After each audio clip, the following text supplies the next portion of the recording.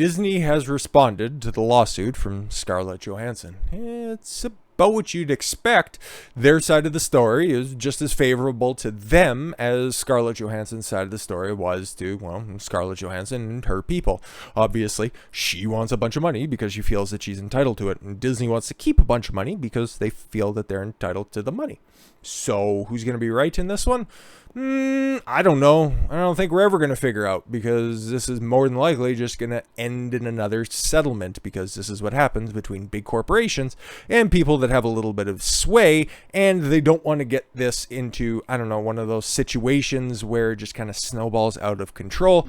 But unfortunately, it looks like that already might be happening. But let's take a look at this response here. After Scarlett Johansson filed a lawsuit against Disney on Thursday, the company is responding to her allegations of a breach of contract. In Johansson's filing, the claim that Disney pushed Black Widow on streaming service Disney Plus in order to bolster digital release success and shut her out of potential box office revenue. Again, we kind of poked holes in that, but if they would have, basically at the end of the day, if Black Widow would have been a good movie, contrary to what one Spur on Rumble wanted to post in the comment section, it sucks to suck, buddy. You went and you fucking gave money to Disney to watch a dud of a movie twice. It doesn't make it any better. You're still just a fucking mark. Sucks to suck, pal. If the movie just wouldn't have been explosions with women featuring a dead character canonically, there wouldn't have been a horrific all-time drop-off week over week. I'm just saying. There's no merit whatsoever to this filing. The lawsuit is especially sad and distressing in its callous disregard for the horrific and prolonged global effects of the coof. Oh, pull in the coof card. Okay, I gotta give them credit for absolutely shitting on Scarlett Johansson, because if you didn't see the first video, I don't care who wins. I would love both of these corporations, both of the appropriate people in this lawsuit. Okay, Scarlett Johansson Incorporated, I don't think it's a thing, but if she goes broke, that's cool. And if Disney goes broke, that just means better entertainment for a lot more people. So again, I don't have a dog in this race, so they're both bitches in my opinion. But for them to pull the coof card, like, come on, guys. Fucking, in your own words, do better. Disney has fully complied with Miss Johansson's contract, and furthermore, the release of Black Widow on Disney Plus with Premier Access, got to get that marketing in there. It's a fucking response to a lawsuit, you weirdos. Has significantly enhanced her ability to earn additional compensation on top of the $20 million she has received to date. Okay, that's a kick right square in the cunt by releasing how much money she got paid for this. It's like, okay, painting her as being ultra fucking greedy, and then also alluding to the fact that, yeah, she probably got bonuses, and that's something that we also kind of speculated in the first video, and a lot of other people have as well. Okay, it gets put on a streaming service. Okay, you're a big enough name where you're probably going to get a cut from the streaming service. So what are you really complaining about here? Can you quantify any of your issues? Like, okay, you said in your lawsuit that Black Widow was only supposed to be in theaters, okay? And then Disney hits back and says, no, we said it was only going to have not an exclusive release in theaters, it was going to have worldwide release in theaters. So verbiage is very important. So nobody's released the official contract, and I don't think that we could expect that to come out. That'll more or less just be one of the legal findings if this does in fact go to court. And the very particulars of the verbiage. So it's either the agents and the lawyers for Scarlett Johansson horrifyingly overlooked that detail, or Disney's making some stuff up. And again, these are all just initial filings and responses. You can be as hyperbolic as you want in these, okay? But this is the most favorable light that Disney can cast itself in. So just keep that in mind as well. Scarlett Johansson has the opportunity now to refile a counter response before it gets any further, but now they've got to a point where it really does look like Disney's going to have to either put their foot down and make precedent, or they're just going to have to settle this before it balloons out of control. And we're kind of seeing that right now, because you got all of those feminists just pissed off because they haven't had a lot to do right now. So now they're going to try to make this into an identity politics show, and I fucking love it. Time's Up, other groups accuse Disney of gendered attack on Scarlett Johansson amid lawsuit. How? What? What? Okay, that's like if some bitch, okay, starts punching you in the face. Okay, like you're not in any real trouble. Like Johansson can't really sink Disney because they have what, like just about trillions of dollars at this point. If you take a look at the grand scope of their operation, they're gonna be fine. They'll probably just pay her some hush money to fuck off and go be old somewhere else. But you start to get these activist groups, which Disney on most days would normally pander to. Oh, time's up, me too, and I forget what the other fucking stupid worthless. We'll just go ahead and frame that like that because I respect women. What is it? Reframe, Time's Up, Women in Film, Who Gives a Fuck Incorporated. They are all about identity politics, and now it's the left eating the left. And like I said, I hope everybody goes broke in this situation because that's kind of just the end goal of what they always keep trying to push towards. Scarlett Johansson is receiving support from several female-led bitch sessions. Groups in Hollywood following Disney's response to the actress's lawsuit. Women in Film Los Angeles Reframe and Time's Up called Disney's response to Johansson's lawsuit a gendered character attack. Okay, we just read the most salacious part of the response. Was there anything that would even remotely resemble a gendered attack? They said that she got paid. They said that these are baseless claims. It just kind of seems like your standard response from a lawsuit. But again, these people see everything through through the lens of sexism, racism, and all the isms and phobes that are out there. So what else did you expect? While we take no position on business issues and litigation between Scarlett Johansson and the Walt Disney Company, because we'd still like to work for the Disney corporations, but then at the same time you gotta hold these people accountable. We stand firmly against Disney's recent statement, which attempts to characterize Johansson as insensitive or selfish for asking for more than $20 million. Okay, weird. For defending her contractual business rights. Okay, again, okay, you could take your fucking criticism and just leave it there because, okay, fine, if you think that they're being mean to her, that's an entire bag of worms in and of itself, and whatever, I'm still gonna call you the same dumb names because that's just a patently retarded take, but something that they're accustomed to. Anyways, this gendered attack has no place in business disputes and contributes to an environment in which women and girls, there we go, are perceived as less able than men to protect their own interests without facing ad hominem criticism. It has nothing to do with gender, but you're trying to make it that, and again, I have no sympathy for anybody in this situation because this is the game they play, okay? Play stupid games, win stupid prizes. And yeah, okay, so it's going a little further than that, okay?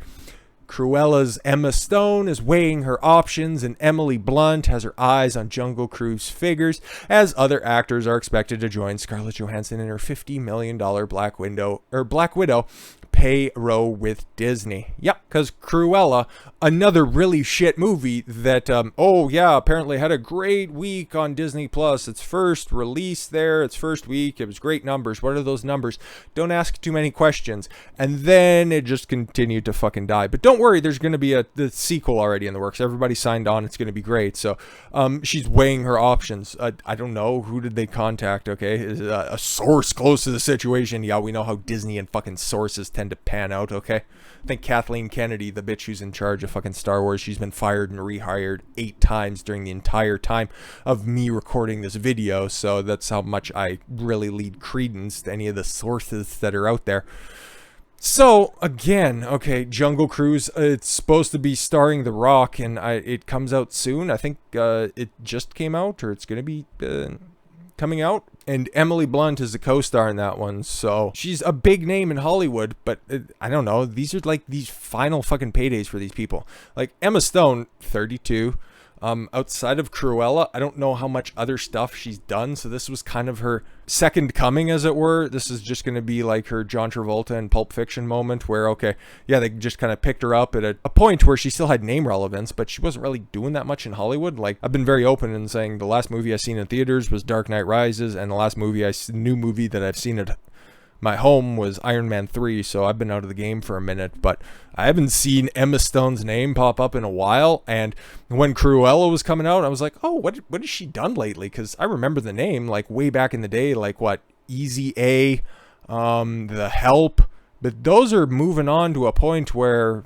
It's like the better part of a half decade. So if this is an opportunity to cash out one big final check because the payday wasn't as good, and being tied to a really shit budding franchise or a really quickly sinking ship probably isn't that good. And then it also speaks to the fact that, okay, yeah, Emma Stone hasn't really done a whole lot, and Emily Blunt, yeah, okay, she's getting up there in age, so she's going to have to transition into just kind of a different role. She's still wildly attractive. Like, don't take any of this away. Like, these are all still relatively talented people, and all of the personal attacks are in jest, of course. I just, young talent, there isn't much in Hollywood, okay? Hollywood's not creating any stars, okay? You take a look at the major franchises that are out there. Okay, you got the Jungle Cruise. What's the story behind it? Doesn't much matter. The Rock's attached to it, okay? The Rock's been pumping out pretty much the exact same movie for what? The past, we're getting on about 15 years at this point. From Walking Tall to, I don't know, Skyscraper? Is that what that one was called? Basically just a good old action movie. And I was like, okay. And then you got the Expendables. What was the story behind that one? Don't care. Sylvester Stallone, Arnold Schwarzenegger, Jason Statham, Jet Li. You got all of these guys coming back together. Okay. Fast 9. Vin Diesel. The franchise that's been around forever. Hollywood has a real stars problem, okay? They have a bunch of interchangeable people, and if Marvel was looking to continue its success that it had in the beginning, starting in 2008, they could have put charismatic young actors who just needed a break in the roles that would have been as successful regardless of who they were playing. They could have made a star out of these different vehicles that masqueraded as coherent storylines. Like, yeah, perhaps they were trying to do that with Chadwick Boseman, but unfortunately he caught the big C and then didn't quite see it through. But it's like, okay, all of these people that are still calling, it's like, you go girl, you sue Disney, okay? These identity politics people that just want more diversity in places, and they want more women in roles. It's like, okay, if you want more women in roles, immediately the name that comes to mind is Melissa McCarthy, but how many other, like, female actors immediately come to mind, okay? And then, oh, we need more black representation out there, okay? Outside of your bog standard Michael B. Jordan, Idris Elba, Hollywood has a significant stars problem. Very much so. And they're falling down the exact same trap that this is going to seem a little bit weird, but I've been batting around this idea in my head for a while. This is what happened to WWE post the purchase of WCW. They had a glut of stars, the biggest, most profitable time in their entire history during the Attitude Era. And what did they crank out after that? One big star? One big mainstream star? When they had that glut of talent. And we could nerd out for fucking days over this, but not necessarily tangential to the point. I'm just saying, okay, John Cena is very much dollar store rock, okay? He might catapult and be the next big thing in Hollywood, but I highly doubt it, okay? I don't know how many people are super excited to go see Suicide Squad, but, you know, whatever. It's kind of a damaged franchise, and it doesn't look like it's tracking all that well, whatever that means. But who knows? He's been trying to give it a kick at the can for a long time to be a real serious Hollywood star, but outside of just attaching himself to some already moving franchises, there was one star that came out of the post-Attitude Era, okay? You got your, Randy Orton, you got Brock Lesnar, who's only a big name because of his domination in the UFC and being a massive box office draw there. But outside of that, how many people WWE are known to the larger public, okay? Oh, they like to champion how many followers they have on social media, and okay, yeah, they could list you the roster. All 4 brands at this point, oh yeah.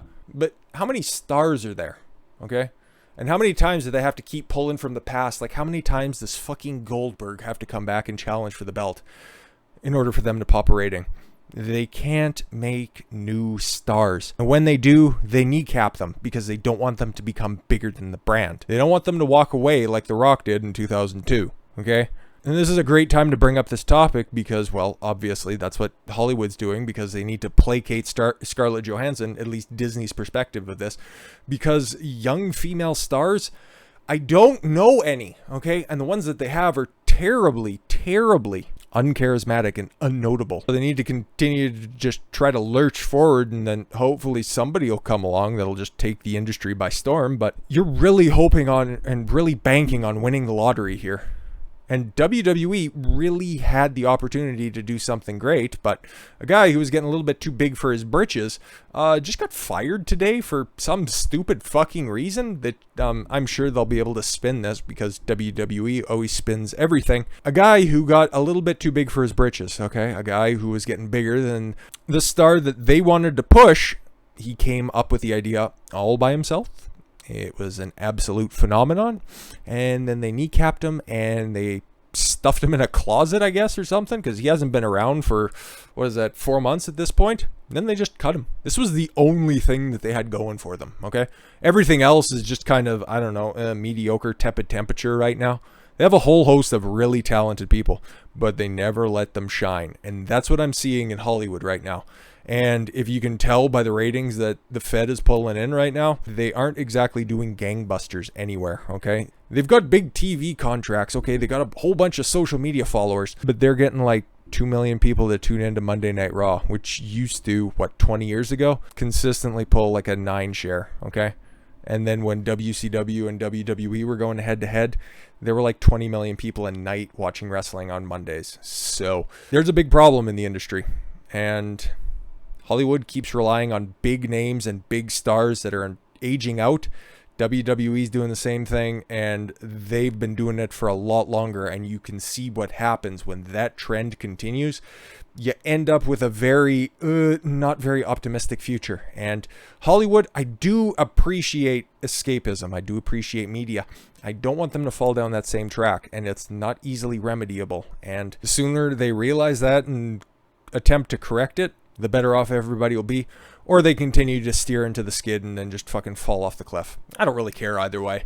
But that's the news in the pop culture sphere, and I was really happy to take a detour from politics, because it's getting to be too goddamn much. We got a whole host of really fun stuff tomorrow, so if you want to check in, they're already pre-recorded, they're already pre-released, and I'm going to be going dark as fuck for the next, 24-ish hours, so y'all be easy and have a great rest of your weekend. I've been Don Consuelo. I want you to follow your gut and get after it.